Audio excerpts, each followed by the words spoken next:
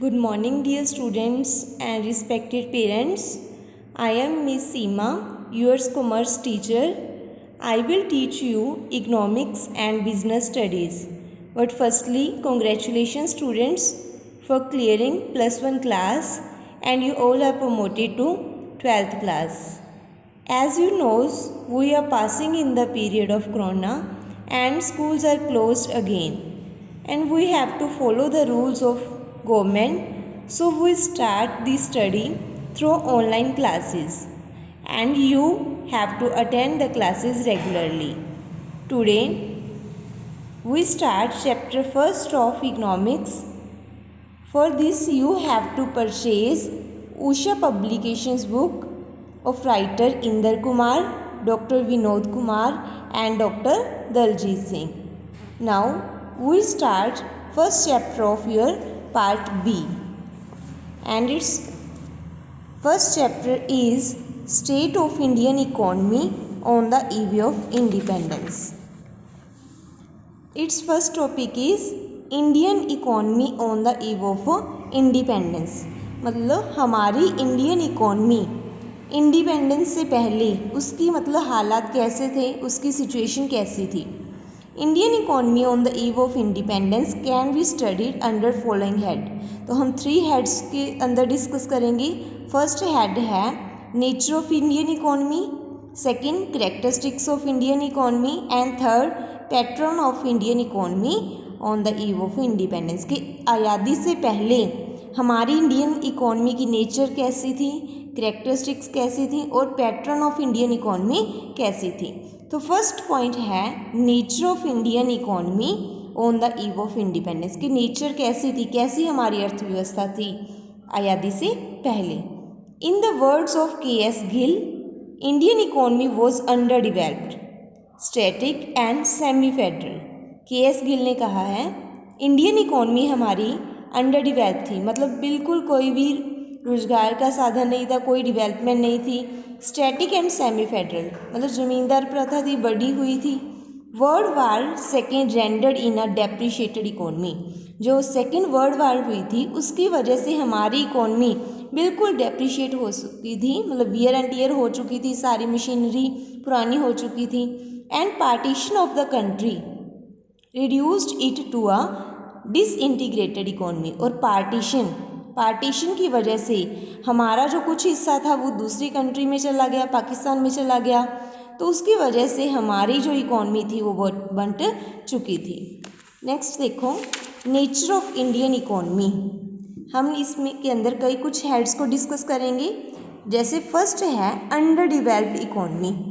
जो हमारी Indian economy थी वो अंडर डिवेल्प थी, मतलब डिवेलपमेंट लेवल बिल्कुल लो हो चुका था। इलिटरेसी, फर्स्ट है इलिटरेसी। इलिटरेसी मैंने अनपढ़ता, कि जो लोग थे वहाँ उस समय में वो बिल्कुल अनपढ़ थे, मतलब उनको लिखना, राइट करना, पढ़ना ये क्वालिटीज़ उनमें नहीं थी। Illiteracy means population is unable to read and write. Illiteracy का मतलब है पॉपुलेशन के अंदर ये कैपेबिलिटी ना होना कि वो रीड कर सके और राइट कर सके। Illiteracy is both the causes of effect of poverty. Illiteracy की वजह से जो हमारी पॉपुलेशन थी वो पॉवर्टी की सिचुएशन से पास आउट हो रही थी, उसको मतलब गरीब कहा गया। It is a major cause of lower efficiency of labour due to illiteracy. Illiteracy की वजह से जो हमारी एफिशिएंसी थी, मशीनरी वर्क नहीं कर रही थी, कोई एफिशिएंसी बिल्कुल जीरो हो चुकी थी। People could not able to make use of new methods in agriculture and industry. और उनके पास इतनी पावर नहीं थी कि वो, इतनी शक्ति नहीं थी, इतना धन नहीं था कि वो नई प्रोडक्शन मेंटेन कर पाए। They are not able to organise business on modern lines on the eve of independence. वो हमारी अर्थव्यवस्था को नई लाइन पे लेके आना बहुत मुश्किल था उनके लिए। 82% of Indian population was illiterate. 82% लोग जो थे वो इलिटरेट थे, मतलब अनपढ़ थे। Illiteracy among women is very high. उस समय में औरतों को ज़्यादा पढ़ाई लिखाई में नहीं डाला जाता था, तो वो ज़्यादातर क्या थी, अनपढ़ थी। सेकेंड पॉइंट है अंडर डेवलप इकोनॉमी का इनएडिक्वेट इंफ्रास्ट्रक्चर। इनएडिक्वेट मतलब बहुत लो था इंफ्रास्ट्रक्चर, जितनी मशीनरी की नीड हमें थी जितने ट्रांसपोर्ट की हमें नीड थी उतनी उस समय नहीं थी। इंफ्रास्ट्रक्चर इंक्लूड, इंफ्रास्ट्रक्चर में क्या कुछ इंक्लूड है? Transport, electricity and means of communication. On the eve of independence these were cued insufficient. तो आज़ादी से पहले ये सब इनसफिशिएंट था, जितना हमें ज़रूरत थी उतना उस समय नहीं था।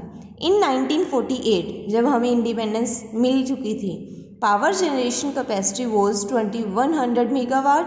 The length of railway lines was 53,590 kilometers and metal roads were 155,000 kilometre only. तो ये सिर्फ इतना ही था, मतलब बहुत कम थी, जितनी हमारी नीड थी उससे बहुत लो लेवल था। थर्ड पॉइंट है एग्रीकल्चर इकोनॉमी। एग्रीकल्चर इकोनॉमी मतलब ज़्यादातर लोग किस पे डिपेंड थे? एग्रीकल्चर पे, और उनके पास कोई भी सोर्स ऑफ लिविंग नहीं था। Indian economy was mainly agricultural, जो हमारी अर्थव्यवस्था से उस समय एग्रीकल्चर थी। इन 1947 70% of working population was engage in agriculture. Approximate 70% population जो थी वो किस पे डिपेंड थी? एग्रीकल्चर पे। 50% of national income was contributed bye agriculture, और जो हमारी नेशनल इनकम थी वो भी 50% किससे हो रही थी? एग्रीकल्चर थी। बट एग्रीकल्चर वॉज क्यों बैकवर्ड, बट फिर भी इतनी पॉपुलेशन उस पर डिपेंड थी, उसकी वजह से वो क्या हो चुकी थी? Backward. Per hectare productivity of agriculture was very low. जितनी प्रोडक्शन होनी चाहिए थी उतनी प्रोडक्शन नहीं हो रही थी।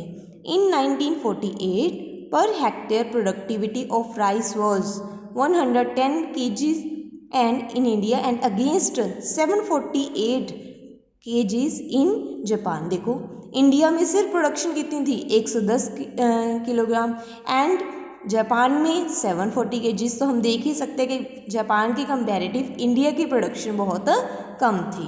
पॉइंट 4, लो पर कैपिटा इनकम। पर capita income of total income of the country dividend by total population of the country. तो पर कैपिटा इनकम निकालने का फॉर्मूला क्या है? Total income divide by total population. तो ऐसे हम फाइंड आउट कर सकते हैं, जो कि उस समय on the eve of independence तो ये क्या थी? वेरी वेरी लो थी। Less development of industries, industries की डेवलपमेंट भी नहीं हो रही थी क्योंकि इंफ्रास्ट्रक्चर नहीं था और हमारे पास कोई मशीनरी नहीं थी, जो थी वो भी क्या थी? डेप्रिशिएटेड थी। On the independence industrial development is quite less, जितनी चाहिए थी उतनी नहीं थी। Large industries of the country use to produce consumer goods. ज़्यादातर कौन सी इंडस्ट्रीज थी? Like sugar, cloth, matchbox etcetera. Basic industries थी, मतलब हैवी इंडस्ट्रीज की बहुत ज़्यादा कमी थी।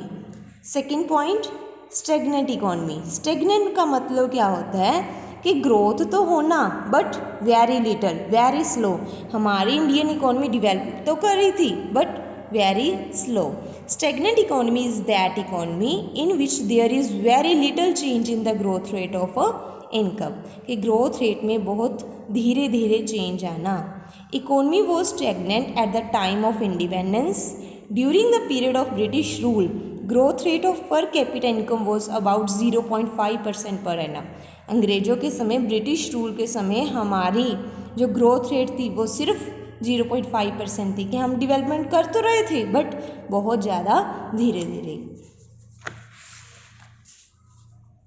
Many factors like backward agriculture, colonial exploitation, federal system of production were responsible for the stagnation. क्यों स्लो थी? क्योंकि हमारे पास मशीनरी नहीं थी, एग्रीकल्चर बैकवर्ड थी, एक्सप्लोटेशन चल रहा था, मतलब जो अंग्रेज थे वो हमें लूट रहे थे, फेडरल सिस्टम था, तो उन सब की वजह से जो हमारी इकोनॉमी थी वो कैसी थी? स्टेगनेंट थी।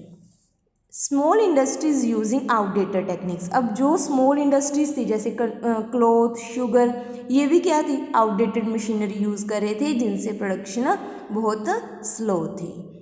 Okay, thank you students.